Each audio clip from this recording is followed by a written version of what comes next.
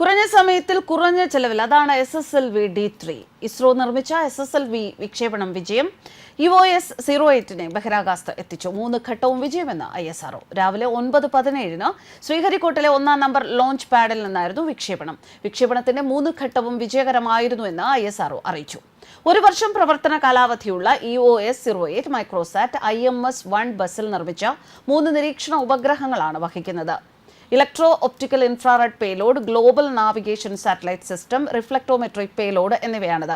ചെറിയ ഉപഗ്രഹങ്ങൾ കുറഞ്ഞ ചിലവിൽ വിക്ഷേപിക്കുക എന്ന ലക്ഷ്യത്തോടെയാണ് ISRO SSLV രൂപകൽപ്പന ചെയ്തത്. SSLVയുടെ അവസാന പരീക്ഷണ വിക്ഷേപണം കൂടിയാണിത്.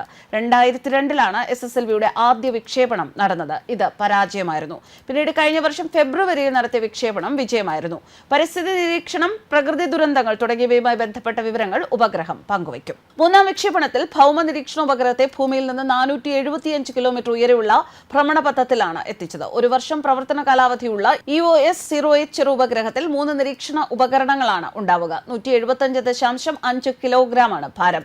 PSLVക്കും GSLVക്കും പുറമെ ISRO ഉപയോഗിക്കുന്ന 3-ാമത്തെ വിക്ഷേപണ വാഹനമാണ് SSLV. 2 മീറ്റർ വ്യാസവും 34 മീറ്റർ ഉയരവുമുള്ള SSLVക്ക് 120 ടൺ ഭാരമുണ്ട്. 56 കോടി രൂപയാണ് നിർമ്മാണ ചെലവ്.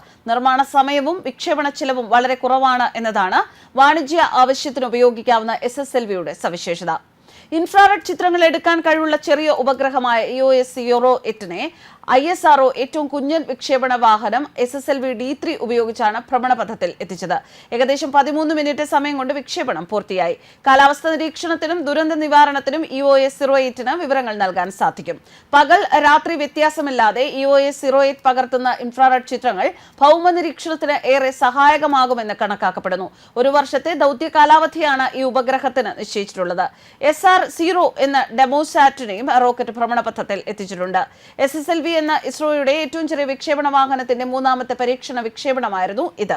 ദൗത്യ വിജയത്തോടെ SSLV വികസനം പൂർത്തിയായതായി ഇസ്രോ ചെയർമാൻ S. സോംനാഥ് അറിയിച്ചു. ഇനി വിക്ഷേപണ വാഹന നിർമ്മാണം സ്വകാര്യ മേഖലയ്ക്ക് കൈമാറും. ദൗത്യത്തിന് പിന്നിൽ പ്രവർത്തിച്ച എല്ലാ ശാസ്ത്രജ്ഞന്മാരെയും ഇസ്രോ ചെയർമാൻ അഭിനന്ദിച്ചു. ഭാവിയിലെ പ്രവർത്തന ഉപഗ്രഹങ്ങൾക്ക് ആവശ്യമായ പുതിയ സാങ്കേതിക വിദ്യകൾ ഉൾപ്പെടുത്തുക എന്നതാണ് ഇതിന്റെ പ്രധാന ലക്ഷ്യം. News desk കർമാനൂസ്.